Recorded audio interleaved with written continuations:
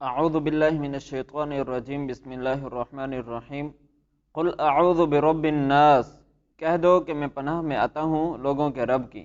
اعوذ کا ترجمہ ادھر ہم نے کیا ہے کہ پناہ میں آتا ہوں۔ اب پناہ مانگتا ہوں اور پناہ میں آتا ہوں، ان دونوں معنی میں ایک لطیف سا فرق ہے، وہ ذرا سمجھ لیجئے۔ مثال کے طور پر اگر کوئی بندہ کمرے میں آنے کی اجازت طلب کرتا ہے، اب یہ اگلے بندے پر منحصر ہے کہ وہ اسے اجازت دے یا نہ دے، اور ایک بندہ ایسا ہے کہ وہ بغیر اجازت مانگے اندر آ جاتا ہے۔ اسی وجہ سے ہم نے یہ ترجمہ کیا ہے کہ میں پناہ میں آتا ہوں۔ اس آیت میں اللہ تعالیٰ کی ایک بنیادی صفت رب کا ذکر کر کے پناہ مانگی گئی ہے۔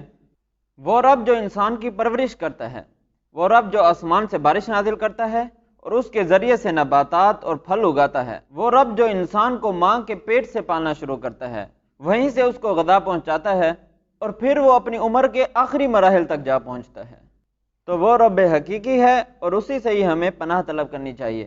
ملک الناس، وہ لوگوں کا بادشاہ ہے۔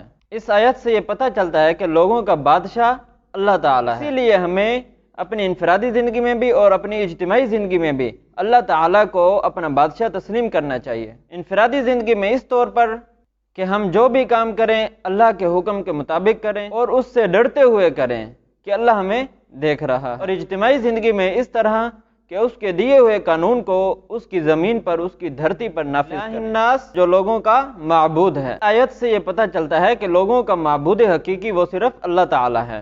بعض لوگ یہ سمجھتے ہیں کہ معبود صرف اس ذات کا نام ہے جس کی عبادت کی جائے، جس کی پرستش کی جائے۔ نہیں، بلکہ معبود وہ ذات ہے، وہ ہستی ہے کہ اپنی 24 گھنٹے کی زندگی اس کے حکم اور منشا کے مطابق گزاری جائے۔ ان تین صفات کا ذکر کر کے پناہ طلب کرنے کا مطلب یہ ہوا کہ میں اس ذات سے پناہ طلب کرتا ہوں جو لوگوں کا رب، بادشاہ اور الہ ہونے کے ناطے ان پر کامل قدرت رکھتا ہے۔ وہ لوگوں کی حفاظت پر قادر ہے اور وہ لوگوں کو اس شر سے بچا سکتا ہے کہ جس سے میں اپنے لیے اور دوسرے انسانوں کے لیے پناہ طلب کر رہا ہوں۔ من شر الوسواس الخناس، وسوسہ ڈالنے والے اور پیچھے ہٹ جانے والے کے شر سے۔ وسواس کہتے ہیں بار بار وسوسہ ڈالنے والا، اور خناس کہتے ہیں کہ ظاہر ہونے کے بعد چھپ جانے والا یا آگے آنے کے بعد پیچھے ہٹ جانے والا۔ شیطان ہمیشہ ان دو حالتوں میں سے کسی ایک حالت میں ہوتا ہے، یا وسواس کی حالت میں یا خناس کی حالت میں۔ وسواس کی حالت میں اس وقت جب ہم اللہ کی یاد سے غافل ہو جاتے ہیں، اور خناس کی حالت میں اس وقت جب ہم اللہ کی یاد میں مشغول ہو جاتے ہیں۔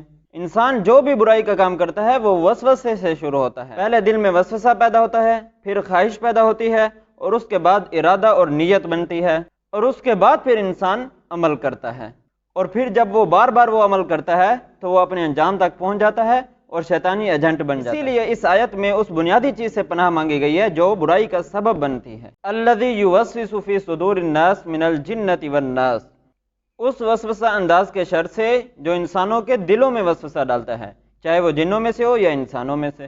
ان آیات سے پتہ چلتا ہے کہ وسوسہ ڈالنے والے شیطان بھی ہوتے ہیں اور انسان بھی۔ شیطان کا حملہ دل پر ہوتا ہے، اگر دل اللہ کی یاد سے مضبوط ہو تو وہ پیچھے ہٹ جاتا ہے، اگر دل میں برائی ہو، نفسانی خواہشات ہوں تو وہ شیطان کے حملے کا شکار ہو جاتا ہے۔ مثال کے طور پر اگر کوئی دوست یا کوئی جماعت آپ کے دل میں اسلام کے بارے میں شک پیدا کرتی ہے، یا وہ غیر کا نظام تعلیم جو ہمارے بچوں کو دہریہ بنا رہا ہے، جو بچوں کو خدا سے دور کر رہا ہے، یا وہ معاشیات کے ماہر جو کہتے ہیں کہ سود کے بغیر آج کے دور میں کام نہیں چل سکتا، یہ سب اور اس طرح کے دوسرے لوگ وسواس میں آ جاتے ہیں۔ روزانہ کی ایک آیت سیکھنے کے اس مبارک سلسلے کا حصہ بننے کے لیے ہمارے چینل کو سبسکرائب کر لیں اور بیل نوٹیفیکیشن کو بھی آل پر سلیکٹ کر لیں۔